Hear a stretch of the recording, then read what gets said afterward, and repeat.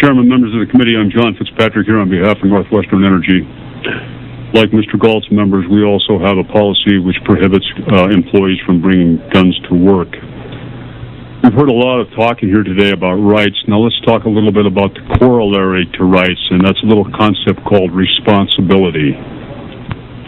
An employer has a responsibility under the law to maintain a safe workplace for his employees and, as applicable, for his clients and his customers. And that responsibility requires that the employer be able to control his property in a manner that allows him to meet that responsibility in a suitable manner.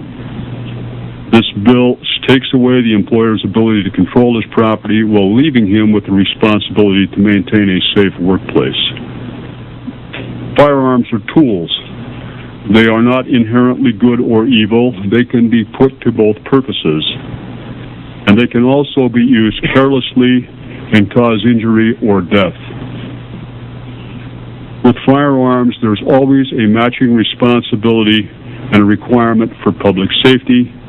There needs to be a balance, and that balance is missing in this piece of legislation. Nobody has ever been injured or killed by a Bible going off accidentally.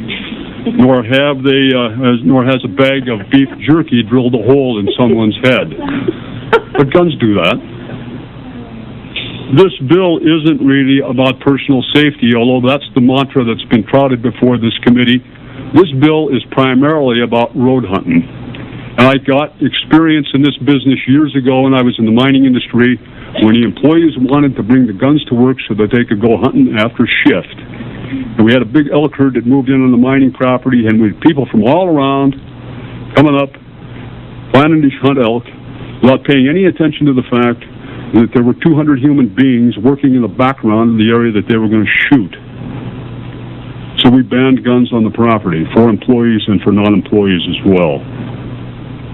And I just want to observe that if someone needs to have a firearm in the parking lot in their gun for personal safety, they had better be in the car with their hand on the gun, because if they're in the parking lot and they have to run to the vehicle, open the trunk or the door, get the firearm, they had better hope that their assailant is in a wheelchair, because they're not going to get it done any other way.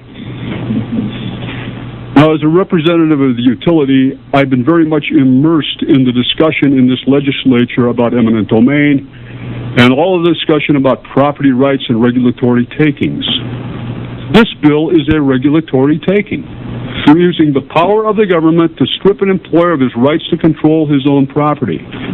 It's a condemnation action, but it's not even a condemnation that meets the requirements of eminent domain, because at least under eminent domain, you get compensated for the loss of the value of the property, and the property that's taken has to be taken for a public use.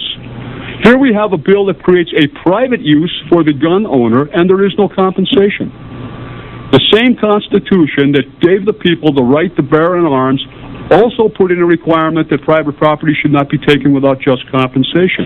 And I'm hoping you table this bill because it's bad on a public safety basis, and it's basically bad policy, which violates our constitutional rights. Thank you. Thank you, Mr. Fitzpatrick. Any other